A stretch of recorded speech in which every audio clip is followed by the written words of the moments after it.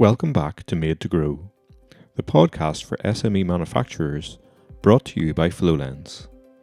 I'm Rich Dale, your host and founder of FlowLens, the simple, scalable MRP and MES software designed for SME manufacturers of industrial equipment, machinery and devices.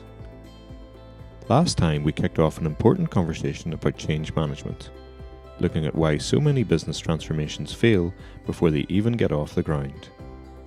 If you haven't listened to that episode, I'd recommend checking it out, because today we're moving into the next phase, making change stick.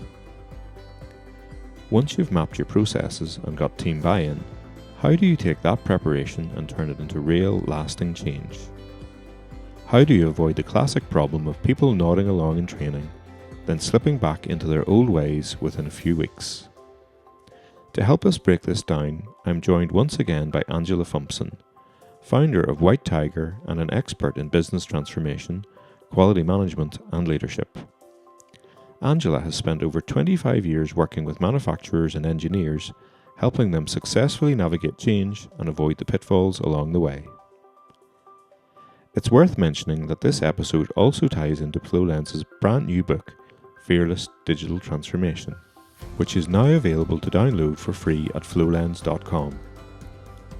The book has been written by myself and the team at FlowLens with added expertise from experts like Angela and manufacturers who have successfully travelled this difficult path. The book breaks down a logical step-by-step process for managing transformation and is an invaluable resource for anyone about to embark on a digital transformation process. But back to today's podcast. Today we're focusing on the execution stage, how to ensure change lands well and delivers real results. Let's get into it. So welcome back, Angela. So in a slight departure from our normal programming, we are continuing our conversation from last month. For our listeners who are just tuning in and didn't hear last month's episode, I recommend you check it out first. Because we're talking about the building the right foundations for change, and today we're going to talk about execution. And just for those who don't know Angela, Angela is a experienced mechanical engineer, manufacturing expert, quality expert, coach, and mentor and author, which we didn't mention in the previous episode. Angela took me through the more intricate aspects of publishing a book than I knew were existed when we were chatting the other day, and it's well worth the effort. So I'd recommend listeners checking out the Business Journey for Tigers book on Amazon. So thanks, Angela, again for joining us and joining me. So kicking off on that piece, you've done the foundations, you've got your team on board. You've picked the software you're going to go with, or you've picked the change project that you're going to execute on. What comes next? So we covered sort of the communications plan in the last episode, and actually getting your team on board. And we're now looking at how do you mentor and train through this implementation, and how do you manage that project. And I think I'm a bit biased with mentoring, but I think mentoring and training is absolutely key. But also having the materials to allow easy access, because people are not going to remember everything when you onboard them. And have you got easy instructions, easy visuals that they can jump in and out of, so they feel safe that they're carrying out their role in the right way and using the software in the right way. We touched very, very, very quickly at the end of the last podcast how people will go into fear if they fear that they'll be doing it wrong. So how do we give them the safety and confidence to actually embark on this journey and embrace the change? Mm-hmm. A stat that I forgot to read out there in my little introduction, but one that I find fascinating, is that employees forget 90% of what they learn within a month without reinforcement. When you look at if you give somebody some training and don't give them any other resources, obviously don't give them any refresher training, then that the day-to-day sort of activity, even if they're starting to use a new system, if they're only using 10% of what they what they were shown in the first place, the other 90% of your investment is wasted if you just want to put it into cold hard cash terms. Yeah. But then how are they feeling about that? That nervousness about, if I press this button, what will it do? Or should I be using this screen? Or, how does all of this tie into our quality system? All of those things, those gaps could make it worse. And that's before you even consider how usable the software is. Yeah. I mean, the user journey is absolutely key, isn't it? And have they got a go-to? What is their support? If they press something and something unexpected happens, have they got somebody to call on? Mm-hmm. Have they got a champion that has been trained for change, who's there supporting the team? Train the trainer, if you like. Who's leading the change, and how much support do they get? That for me is absolutely key. So they know they have somebody to call on. Mm-hmm. Are companies typically good at mentoring? Let's put this nicely. Some have very, very good mentoring projects. Some understand the values of it. I think you've got to make sure mentoring is around the individual and their needs. So you could be grooming somebody into a role, but you've got to remember that's on the company agenda, not the individual's. So we have to be very mindful that we keep the individual's agenda as well as aligning with where the company needs to be with that individual. Yeah, I mean, that's I can relate to that myself. Somebody, if in a small business, you feel like you're constantly running. There's always more work to do, more demos, or more, designs or specs, or you name it. So the company's needs can trump the time it might take to stop and take a pause and figure out what does an individual need to actually serve themselves and the business better. Yeah. Because obviously that creates the fight or flight response. And anytime somebody is emotional or in that response, then their innovative abilities and their ability to be productive, they'll freeze. They won't have those abilities. So you're actually doing a disservice to the company itself if you don't give that person time for their growth as well. And how do you keep the momentum going? As people do gain more confidence, how do you keep the momentum going with systems that are so infinitely capable and new features and all that kind of stuff? So I think you need to work out, again, it's about listening to the team and what do they need, listening to the management team, the leadership team, what do they need in terms of feedback. So when we're mapping out a project, you look at milestones. What are those milestones? What are we going to celebrate? You have to celebrate the wins. So how can you, it's a bit like when you set SMART goals, how do you know they're achieved? What is the sign that gives everybody the moment where we go, right, we've done that, that's great, that's implemented, that's embedded. Mm-hmm. Stopping to take a breath and acknowledge the success is something, again, small businesses tend not to. No, I guarantee if you do not stop to acknowledge, you will rob them of motivation going forward. Mm-hmm, mm-hmm. I mean, just thinking about the success piece, and how do you go beyond the technical metrics, so you can see if a system's deployed, you can see if people are using bits of it, you can see if your sales have changed or your performance has changed. But how do you really get deeper into understanding if you are being successful?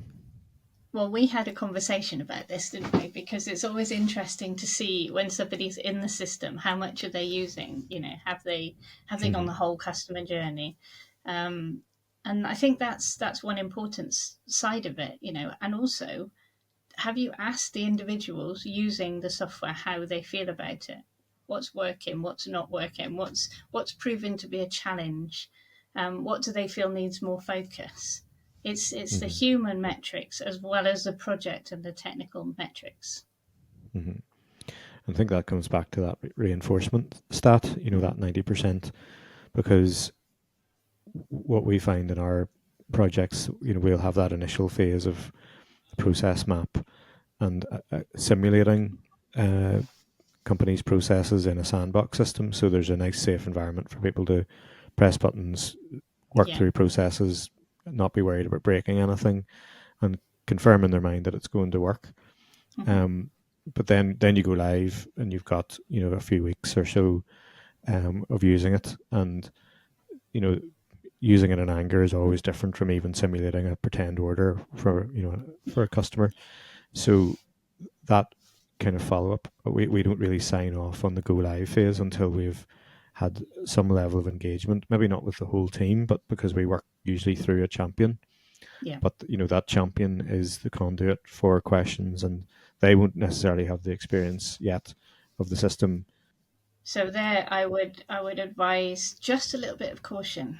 So I would make sure that there's an open and trusted relationship, because when you think about it, who that champion is, if that's your manager direct, how comfortable are you going to be with saying this isn't working? And have an open conversation.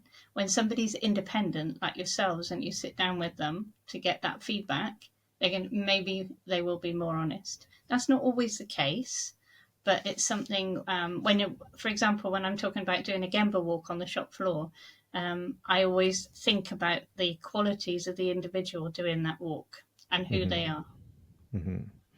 That's a very good point, because it's those different leadership styles. If you've got a very open leadership style, you probably will be quite eager for that kind of feedback. But if your ego is attached to something, whether it works or not, then it's a different matter entirely. Yeah, and that person could be quite fearful. They might need to be held in that conversation. The Made to Grow podcast is brought to you by FlowLens, the simple, affordable MRP system specifically designed for SME device, equipment and machinery manufacturers. Our top-rated cloud-based software can help you cut down on wasted materials, time and money, and eliminate the chaos of running your manufacturing with spreadsheets and hope. Our customers have reported savings of over a day per week per person in their business by cutting out needless admin, duplication of work and countless mistakes. Plus, lead times are shortened by up to 75%. And after hundreds of successful implementations, we've got the blueprint for manufacturing success nailed down. Head over to flowlens.com for a quick video tour of the software and to hear from more manufacturers like you who have transformed their businesses with FlowLens. Now, back to the interview. Yeah. No, that's a good point.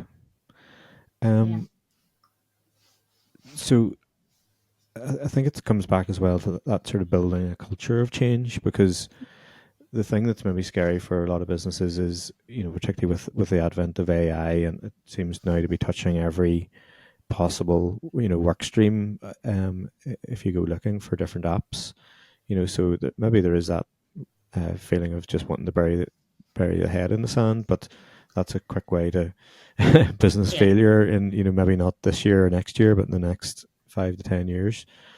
So, actually reskilling the business for change. This is new plumbing you're putting into the business, not just the system, but the way in which the people consider change and consider excellence, I suppose. But it is a big job, and you have to be honest. You have to be realistic about it, so people don't get unrealistic expectations that it's going to go in and it's just going to work. People have to learn, and like any job, things will feel a bit clunky because it won't be second nature to you, first of all. So you just have to manage people. Do you just want to get on and do it? And you have to have a little bit of compassion at the end of the day with yourself within that role. So, you can't just go in and expect exactly the same from somebody who's now on a brand new system that they're learning. Yeah. I know, and again, we maybe are honest to a point with customers, but that, for a period of time, you may be running two systems in parallel, and you certainly will have extra work, but you'll have that learning curve. Yes. But Yeah. if you've done the planning and done the preparation and done the validation of the processes, that you know how what it's outcome led. You know, how do I dispatch an order, or how do I raise a purchase order, or whatever it might be. You know how you're going to get your job done, and with a bit of repetition and a bit of backup, you'll Yeah. get there. Parallel systems can be good for the data because it gives people confidence in the figures at the end of the day. Yeah. If the two systems are producing the same figures, then it can give some confidence to carry on. But yeah, duplicating inputting is not a thing to be done for very long. No, I mean, typically no more than a month maximum, Yeah. if even. So, what other aspects in terms of that implementation of change are kind of critical? I think we've summed up a lot of it. It's then managing that project and having that transparency. So you manage the expectations and have a very, very clear project plan that everybody's aware of. And I don't believe that that's just the team involved in it. Make it company wide. Mm-hmm. Because if you've got somebody who needs something from a department or a team and they're not aware of the project, then they're also not going to be aware of the demands being placed on that. And normally your response times are much quicker than this. What's going on?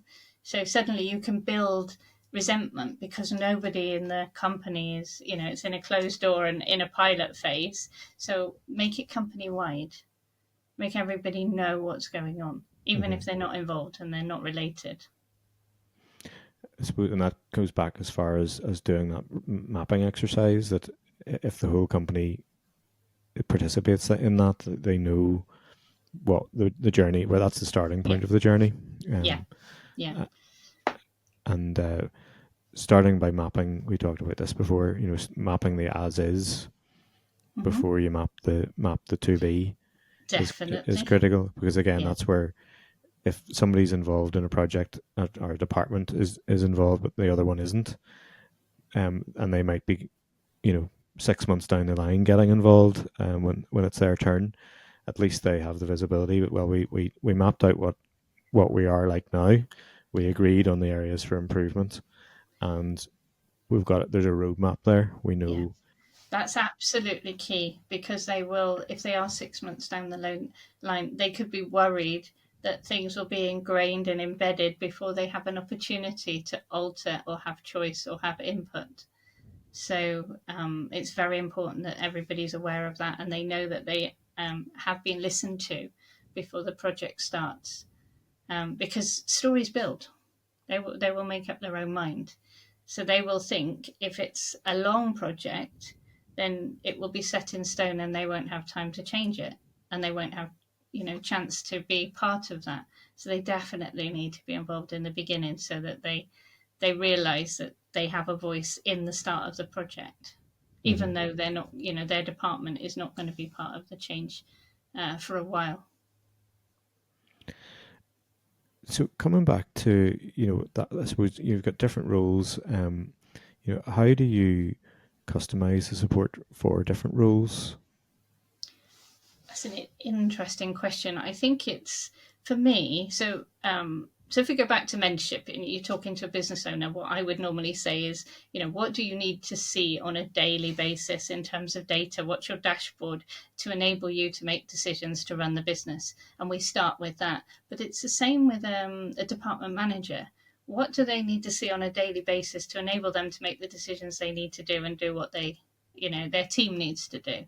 And then we need to demonstrate where they can get that from very easily from the system. That then gives them confidence, but every role may be different. They might have a different user screen, they may have a different dashboard. So it's understanding what they need to see and how they see it. Mm-hmm. And even again, as we were saying earlier about the shop floor, if I can come in the morning and know what I'm doing right now and next and after that, I have confidence in what I'm going to be doing. I've got autonomy. I don't have to go up to the office or over to the supervisor and bother them, and they mightn't have the answer anyway. It's really that empowerment piece. What is the kind of the grace that skids. And where's the information? Where's the data? Can I look in and go, right, I need to pick these parts. I know exactly where they are, what storage location they're at, how many I need, what batch they are. You've empowered them. You haven't got to go and ask somewhere where that box that came in on Monday that hasn't quite had its QC check and it's still on it. They're informed when it's ready to go and where the location is and that it's been passed. So, thinking of your experience or some recent projects, Angela, have you some examples of of this in action? You give us one in the previous episode about the receptionist. Yes, I did. Which was really interesting. So, have you any other examples of the kind of practical successes that have occurred by kind of having a deliberate strategy for this rather than doing it the wrong way around? Yeah, I think I've been involved in a lot of change projects, but and from scratch. I think the nicest thing is when it's from scratch because you can design the project, you can design the product, and you can be on the journey. I think the hardest thing is when you've already got a system, and so I think the most successful I've seen is when the training is thorough and they're not left on their own, because the failures I've seen is when people can't find what they do. And then what inevitably I've seen when I arrive at a company is they're still running spreadsheets alongside the software. And then they have no way how to combine that data back into the system so they've got reliable data, because everything starts from the right data. So when things work, for me, it's the migration that's very important as well. So the data's cleansed, the data's correct to start from, and that it's all working. And then once people have confidence in the data and they're getting the right information, then the project works. So that's one of my things that I've seen that has a massive impact. If people start using it and getting wrong information, they lose their faith in the system, and then everything goes wrong. So the ones that I've seen that are really successful is they've spent time in migrating the data and checking everything is correct. It's a nice opportunity for me to plug our new book. So myself and the team have spent some time over the last couple of months distilling down a lot of our experience and knowledge around both that kind of foundational piece and the execution. So it's called Fearless Digital Transformation. So we all like acronyms these days to dissect these problems. But the third chapter, so after foundations and engagement, the third chapter is about analytics and data, because as you touched on at two separate points there, the board, the managers, what are the drivers of my activity, what's going to move the business forward, but then the data, so there's quite a lot of practical information in the book, and it's downloadable from flowlens.com as a free ebook as well, around those steps of looking at your data, figuring out what needs just to be archived, for future reference, what needs to be cleansed, and then imported and migrated. But again, it's all driven by those KPIs. That there's so many of those kind of more traditional looking systems that have, screens full of fields, and there's people just feel they should fill them all in, and nobody ever asks why. Yeah.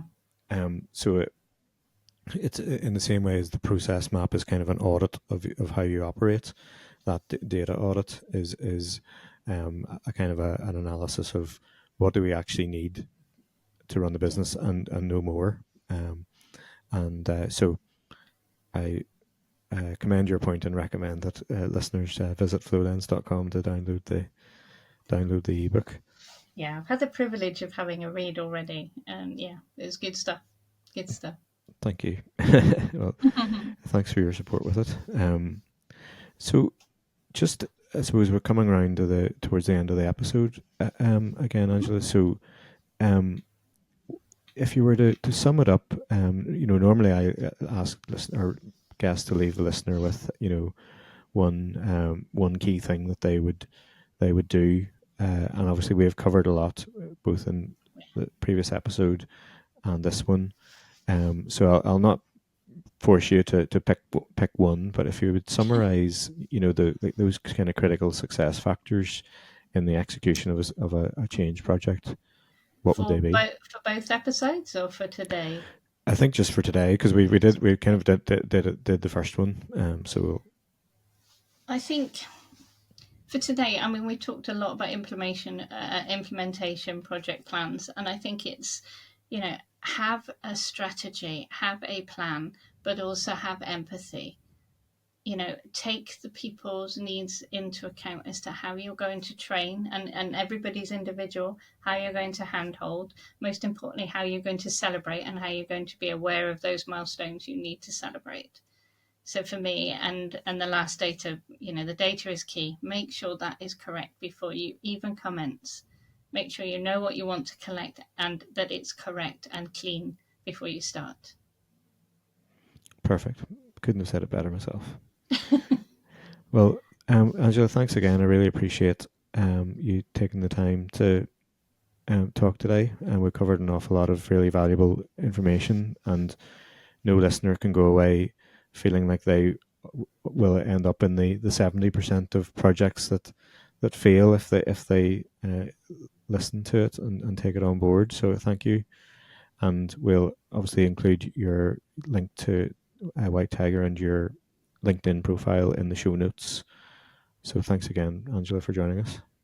You're welcome. Till next time. That was another great conversation with Angela. And what really stood out to me is just how easy it is for people to slip back into old habits if change isn't reinforced properly. Here are my key takeaways from today. 1. Training alone isn't enough. People need ongoing support and clear feedback to stay engaged. 2. Leaders need to be present. If management isn't actively reinforcing the change, no one else will. 3. Celebrate the wins. Recognizing progress keeps momentum going and builds confidence in the new way of working. If you want a practical guide to getting digital transformation right, don't forget to download the new FlowLens book, Fearless Digital Transformation, at flowlens.com. It's packed with insights from experts like Angela and real-world manufacturers who have successfully tackled change. If you find this episode useful, please make sure to subscribe for more insights from industry experts. We've got plenty more great guests and practical conversations coming up. See you next time on Made to Grow.